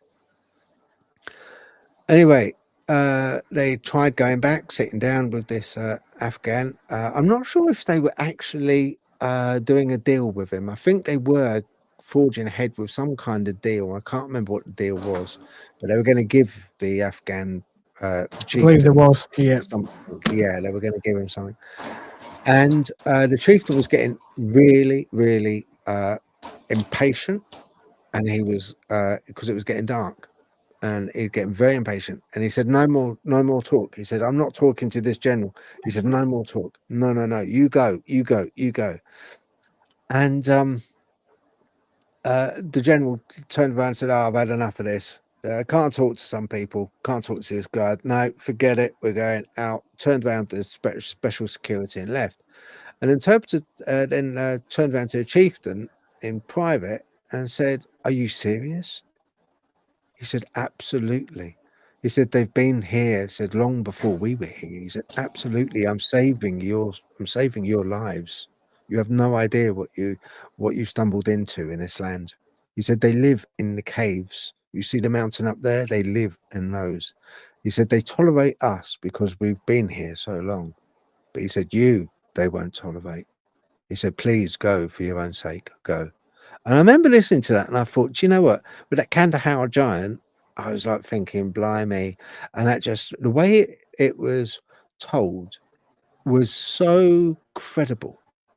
I was like, wow, and that's one country that I've really, really tried hard to try and get some information on. And I can get information on a lot of different places. A lot of, there's a lot of information out there if you can like look, you can find it.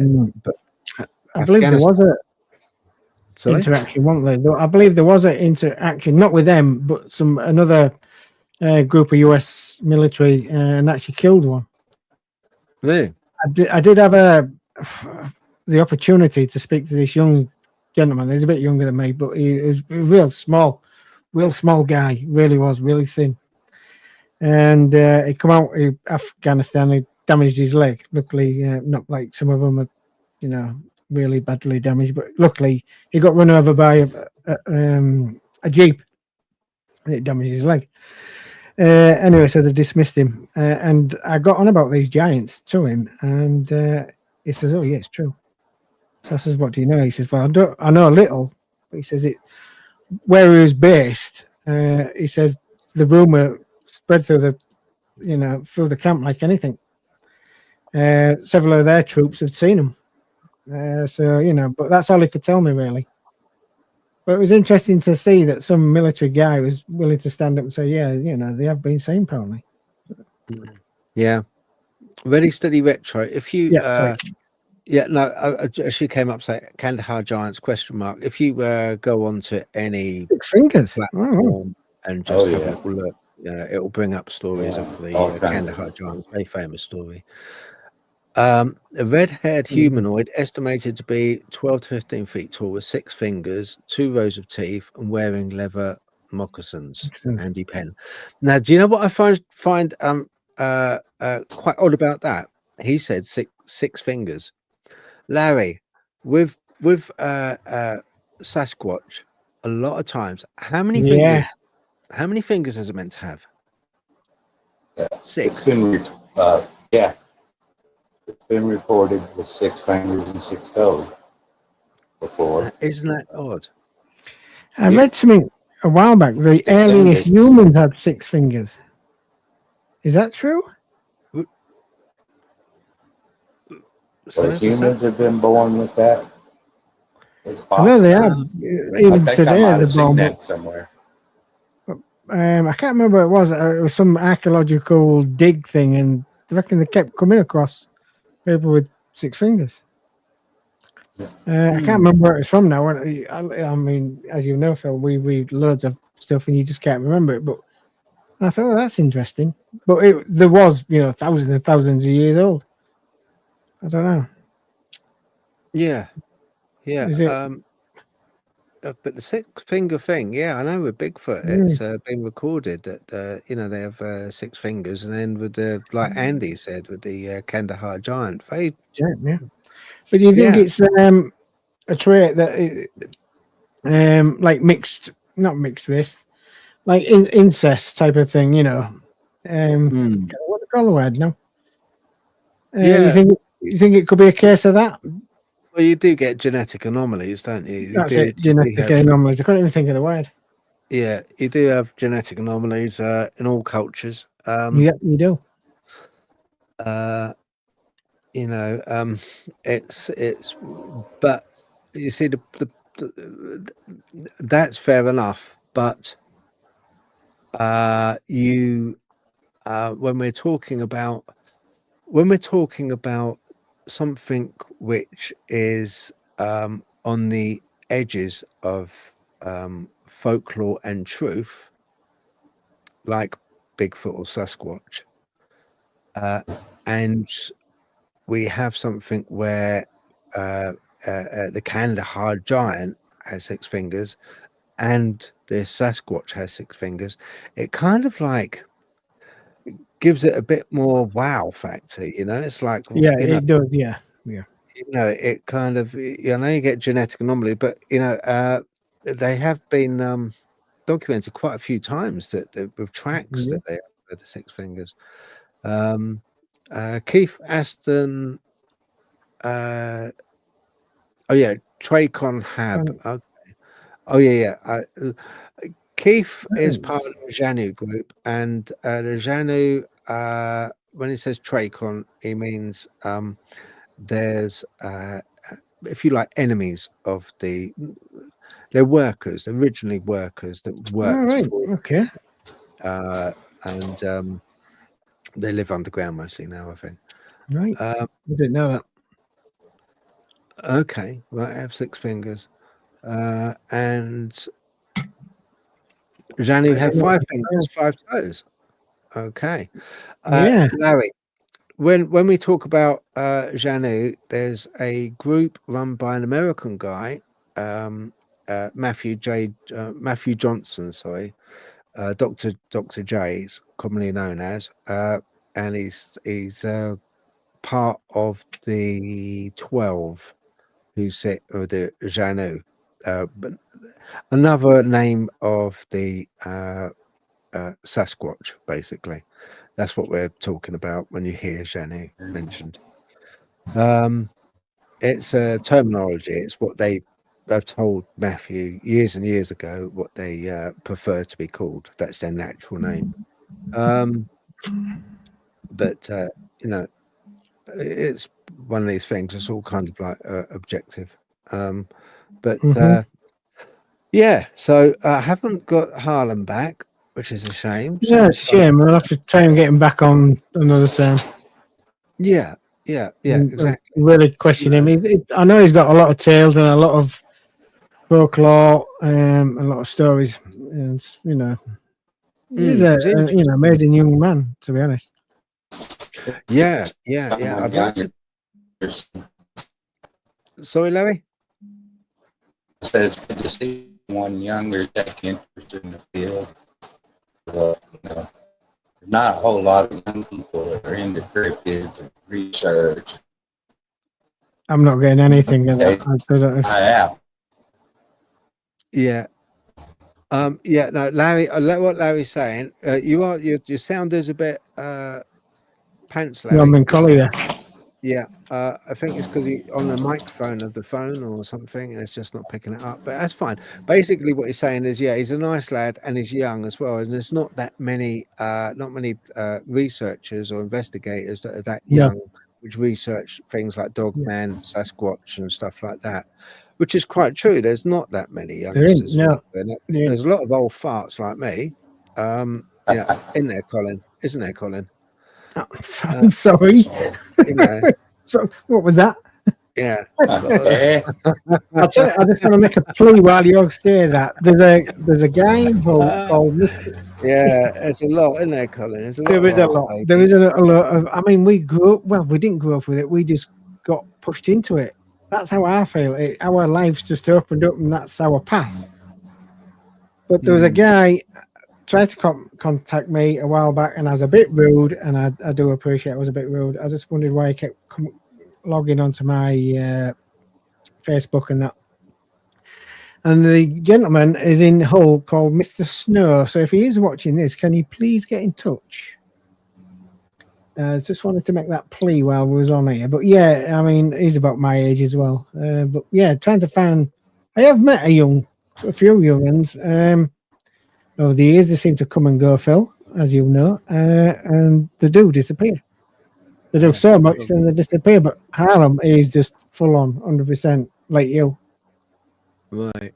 Okay. Yeah. That'd be good to talk about. I'd like to talk to his dad as well. Yeah, I'd love that. Yeah. I'd hope his dad's maybe listening to this and maybe just think, oh, yeah, all right then. I'll chat about that.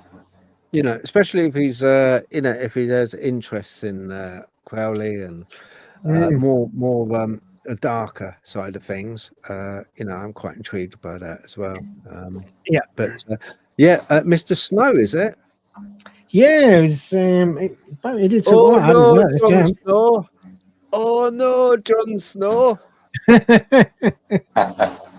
Well, it was sort of like started doing some research, but then he seemed to fade off. But I didn't know who he was, and I just thought it was some. I've been getting a lot of problems from scammers, and I just thought, here we go again. And you know what you want to do with scammers, don't you? Do you know what you want to do with scammers?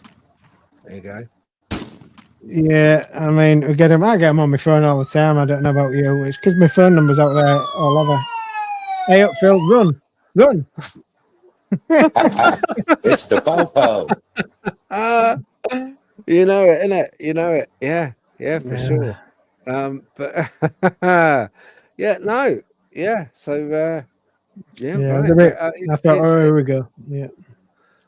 But yeah, if he is listening, I'd really appreciate you getting in touch because he's not far from me, and as you know, 9 times out of 10 I'm on my own, and it's not right. I think no, I'm starting to worry a little bit. I think it's the old age.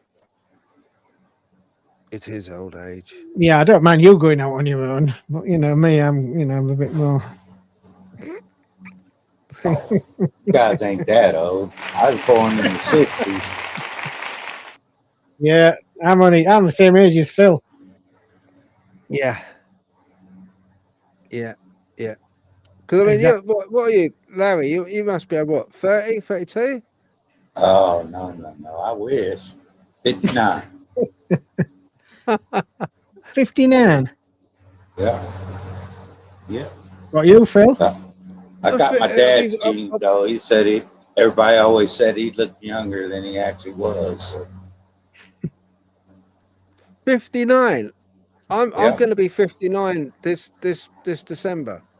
Hey, December 18th. My birthday. No way. Mine's December the 7th, and I only like presents if they're wrapped. Why don't you just get a plug in there while you can? Why don't you? Oh, easy. What are you on about plugs for? Not that type of plug that you're thinking of. That's not old anymore. I don't mean the 3 things that you put on a wall. Yeah, and I'm already 59, as you know. And my birthday is May. Right. Yeah, you look every day. He's the old man of the group. I'm the old man of the group, yeah. Yeah, he is the old man of the group, isn't he? Yeah. He does look it, though. He does look it. But God bless It's you. younger, man. Yeah. But no, Larry, blimey, you've had a rough life, mate. Big pep around, didn't he? That's what must have had. Rough life. Yeah. I've had a rough life. We all have at times, I'm sure. What have you got in store in the way of because it's been a really slow summer this summer when it comes to Dogman. Absolutely buggerable. Yeah. I think there was some sightings a couple months ago in Ohio. I ain't really had time to get into the details or not, but there's a few sightings in Ohio and believe it or not, a couple in Canada in 2025. Just need to research them a little and get details. Just don't, if you're researching something, don't click on Reddit because it's all negative. Yeah, no. I do go on Reddit, but it's quite, it can be quite toxic. Yeah, Reddit. Yeah. You know. I went on there one time. Yeah. I won't do it again because they're just, there has been no scientific proof that such and such exists. Okay.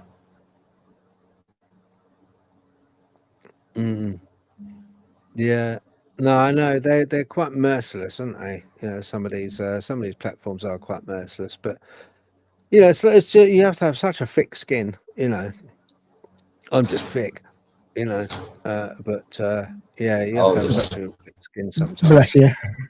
Yeah, but it's it's a shame. It is a shame. I sometimes wonder, like this summer, we had a really hot summer over in the UK. Larry, it was hot, wasn't it? Too. And was it? Yeah, it was, but we finally got a cool wave going now. We've been down in the 50s at night. Been having some middle 70s here for the last week. It's been nice, but before that, 97, 180, the heat index, 110. We had that for about 3 weeks. I know you guys was having one too. Yeah, not as bad as that, but thank goodness. No. But yeah, no, that would suit you, Cole, wouldn't it? Oh, no, it wouldn't. Yeah, No. that made the AC run nonstop. Yeah. I'll tell you what, if Colin was over there, he'd be in his leopard skin mankini running around, he would. I'd have my thong on, wouldn't I? The Yeah, leather you would have thong. your thong on. Yeah, that's a sight, isn't it? Blimey. I actually listened to a YouTube thing of Colin's this morning. It was really, really interesting. About the kinds of cryptids is on YouTube. Okay. So I didn't get any of that. It's breaking up so badly I can't hear it. Sorry, Larry. Yeah, you are you in a cow shed, Larry? No, I'm in my barn.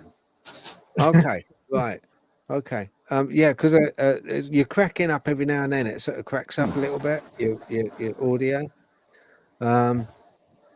I'm just wondering now if it's been so hot, and it has been really just virtually nothing in the Dogman realms. No, I've had no. Virtually. Do you think it's the heat? You think it is they don't particularly like the heat and the sun? Yeah, I do. Yeah, obviously they must suffer as much as we do. But yeah. Yeah, I'd say the sightings will pick up during the fall and then the colder months. Yeah, we'll hear more about it. Do you think these entities, or whatever you like to call them, migrate, Larry? Yeah. Yeah, I do. Yeah. Yeah, I believe they migrate. If they got a good water and food source, though, they'll hang around. Yeah, I got that. Sorry. Yeah, I agree. Okay. Right. All right. Does anyone want to share anything else from the point of view of any news over the week? Any sightings? Anything else? Because if not, I'll wrap it. No, I've had no sightings, No, I've had no my way. Okay. I haven't heard much either my way. Okay. I wish I did. Yeah, it'd be nice. Any other thoughts on the USOs or the monsters in the ocean? Don't know. I told you about that guy at on the cliffs that saw it come out of the water, not far from me. It's about 7 mile, maybe 8 mile, 7 mile. Was that in the sea? Was it in the sea? It was in the sea. I told you about it. I passed it on to a certain researcher, and what he said, he was working on the cliffs, just outside of Hull, type of way. There was erecting a fence. There's 2 of them, and he could hear this rumbling. Well, every time he worked on the cliffs, usually he gets this rumbling when the tide is high, hitting the cliff wall. So I thought, well, I'm sure the tide's not in. I'm sure it ain't. So anyway, they kept hearing it, and he thought, curiosity got better of him. So he goes out to the cliff edge, and he sees this big ring of light, massive, he says, under the water. And he thought, what the heck is that? And he says within about another 10, 15 seconds, whatever it was, it come out the water, rose out the water. You could see all the water pouring off this disc-shaped usual craft. And he says it sat there for whatever it was, I don't know, 30 seconds, he says 40 seconds, whatever it was. It just sat there over it, and it just gone. Speed of within seconds, you couldn't even see it. Second gone. Yeah, he did report, and we passed it on to another, because I'm not much of a UFO guy. Did pass it on, and he interviewed him. So. Yeah, that was about 5 years ago, maybe somewhere around there. Yeah, no, it's odd, and some of the you saying about the rumbling, it is strange, isn't it? It is strange. Some of the sounds that you got the bloop, you've got the Julia sounds. I mean, those have been debunked from the point of view of a lot of those been debunked as movement of icebergs breaking away and such. You can understand that, can't you? Sorry. I find the bloop still, even though they say it's iceberg, I still find it because it was picked up by so many hydrophones at such a great vast distance away from each other. It did say it was a big creature at first, didn't they? I don't know if I still think on that. Probably could be. One that hasn't been debunked is the Julia and the Sweep. When you hear those, yes, I know they haven't been debunked. Yeah, they're not icebergs, not that they know of. All right then, guys. Larry, thank you very, very much for coming on. As usual, You're a pleasure. welcome. Always a joy. Thanks, Larry. And bye, Larry. Right, and I shall bring up Roxy to say good night to everyone. All right then. Oh, hang on. There was also hello, Rox. Rox. What? What? Hello. Hello. Hello. What were you saying? Yeah, no, I was going to say, Colin's got a. I've got a what? Yeah, you have. Yeah. You've got a what? No, it's no good hiding it, mate. It's no good hiding it. Oh, come on. Yeah. Oh, I'll bring Larry up just for this one. Larry. Oh, no, I think you've lost him. Right, yeah. We lost him. Right. He fell asleep. Okay. What we've got is, I'll let you explain this, Carl. I don't know what you mean. Oh. Right. Okay. Right, everybody. We're trying to do. What do you call it, Phil? I don't know. Phil? Yeah. What? What do you call it? Remote viewing. Sorry, I do. That's Please forgive me. We decided to try and do an experiment on remote viewing. So Phil asked me to concentrate on something or a place. So I says, right, okay. I'll take a picture of my background in my studio downstairs, and I'm thinking of one object that's in that picture. One object. I have got it under some organite. Hold on, just let me see if I can get it out. Without, that's it. I have put this in a sealed envelope. I've wrote it down what the object is, and I'm thinking about it all the time. I've even been thinking about tonight, and I'm going to leave it under that envelope with the organite, so hopefully it'll transmit its powers. Anybody in the audience or watching this can guess what this is. Phil will send them a mug, and I will send a brand new hat with the Dark 66 written on it. Fun, but if anybody can guess or do some remote viewing and get it dead right, you'll get the prizes. It's only a bit of fun, so give it a try. Even if you get it wrong, it doesn't matter. It's a bit of fun. That's it. Yeah, it's worth a go. So have a little look on his back. Yeah, we'll go. And what we'll do, what is it, Wednesday? I'm going to put on my. I'm going to give 3 clues out on Wednesday on my Facebook, and Phil's going to put them on yours, aren't you? Yep. Just share it across to my feed, and it'll be shared out. Yeah, and we'll share it out. I'll give you 3 clues what it could be, and we'll pick the winner next Friday. Hopefully it'll be local because we can't really afford the postage abroad. And we'll get them off to you. Are we putting all the correct answers in a hat, Phil? What we're doing? Yeah, I think we can. I think we'll. But I think we shall on next Friday. Yeah, I think we'll do a lucky, whoever gets it right. Oh, where are we?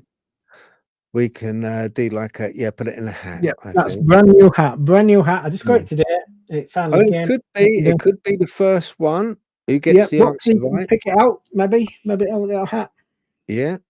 So have a little look, and as I say, like Colin will if no one gets it right by Wednesday, then he will be giving out secret clues. I don't even know what it is. No, you don't. No, because I think you might have just slipped up. So I haven't even told you. It is in there. It is in there. Whatever it is in there. It's sealed and it's in there, and I'll put it back under the organite. So, like they say, the organite says they send the power waves out or whatever. Yeah. But remote viewing, what am I holding? What is said in the paper? I don't know what you're holding. Oh my goodness! I hate you. Yeah.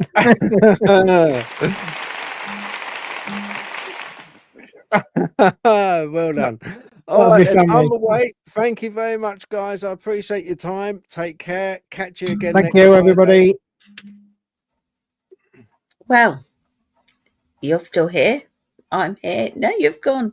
I'm here on my own. Well, it was brilliant to have Larry on, and I think we must have him on again. He's got a lot to say. And Harlem, it might be nice to hear a bit more from him. It was a shame that his battery died and we lost him.